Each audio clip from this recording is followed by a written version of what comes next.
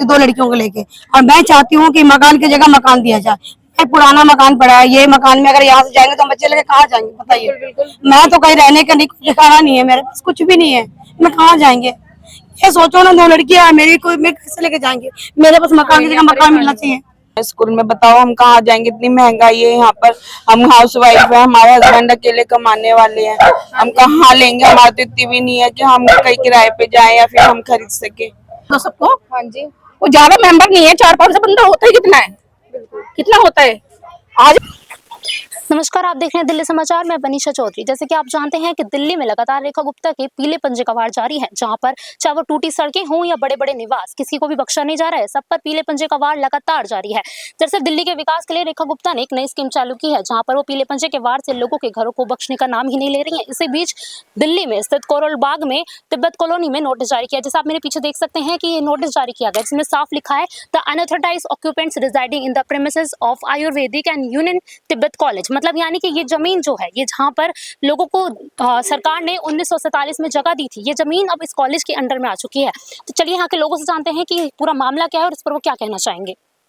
सरकार ही आप लोगों के साथ गलत कर रही है। ये जो आपको यहाँ पर नोटिस मिला गया है कि मैम, मेरा नाम नेहा है, मैं यहाँ शादियों के यहीं पे आई हूँ। इससे पहले मेरे कई पीढ़ी रह चुके हैं, जो मेरे पति भी नहीं है, मेरे पति भी छोड़ के जा चुके हैं, और मैं अकेले रहती हूँ 2 लड़कियों को लेके। और मैं चाहती हूँ कि मकान की जगह मकान दिया जाए। पुराना मकान पड़ा है, ये मकान में अगर यहाँ से जाएंगे तो बच्चे लेके कहाँ जाएंगे बताइए। मैं तो कहीं रहने का नहीं, कुछ ठिकाना नहीं है, मेरे पास कुछ भी नहीं है, मैं कहाँ जाएंगे। ये सोचो ना, 2 लड़कियां हैं मेरी, कोई मैं कैसे लेके जाएंगे। मेरे पास मकान की जगह मकान मिलना चाहिए, इसलिए हम नहीं खाली करेंगे। मुझे स्कूल में भी है, हाँ स्कूल में है, मुझे मकान की जगह मकान चाहिए, मुझे जहाँ भी चाहिए मकान की जगह मकान चाहिए। मुझे कहीं भी अगर ऐसा कुछ दिया जाए कि कहीं भी दे, बाकी मकान कमरा मकान करते हैं, जहाँ झुग्गी वहाँ मकान। तो यहाँ तो झुग्गी भी नहीं है, ना नाला है, ना घर है, ना कुछ। ही पुराने मकान है, ये आज के नहीं है, सरकार की दी हुई मकान है। और आज इसी मकान के खाली करा के कहाँ भेजेंगे बताइए, कहाँ जाए हम, कौन सी जगह जाए जी। हम तो यही चाहते हैं यहीं पर ही दे हमें।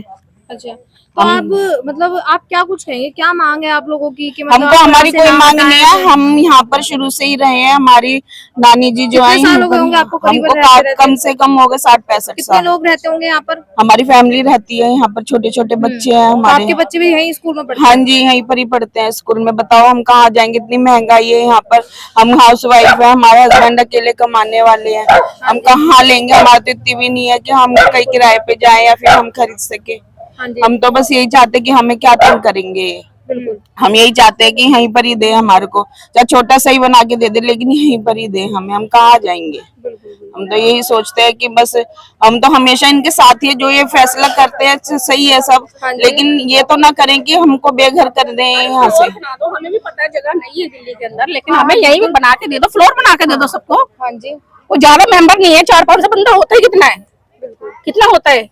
आ जाएंगे हम लोग, अपार्टमेंट्स बना के दे दो, अपार्टमेंट बना के दे दो, 5-5 मंजिल की, 6-6 मंजिल की, जो भी 8 मंजिल की बना के दे दो, लिफ्ट लगा के दे दो, उसमें जो मर्जी करो, हम भुगतान करने के लिए तैयार हैं।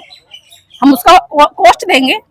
देखिए, आप देख सकते हैं किस तरीके से जो घरों की हालात हो चुकी हैं, और इनका जो लोग रहने वाले स्थानीय जो लोग, उनका कहना है कि सरकार ने उनको साफ मना किया है। साफ मना किया है कि आप यहाँ की मरम्मत नहीं कर सकती हैं, या तो इस घर को खाली कीजिए और जितना जल्दी हो सके इसे छोड़ के चले जाइए।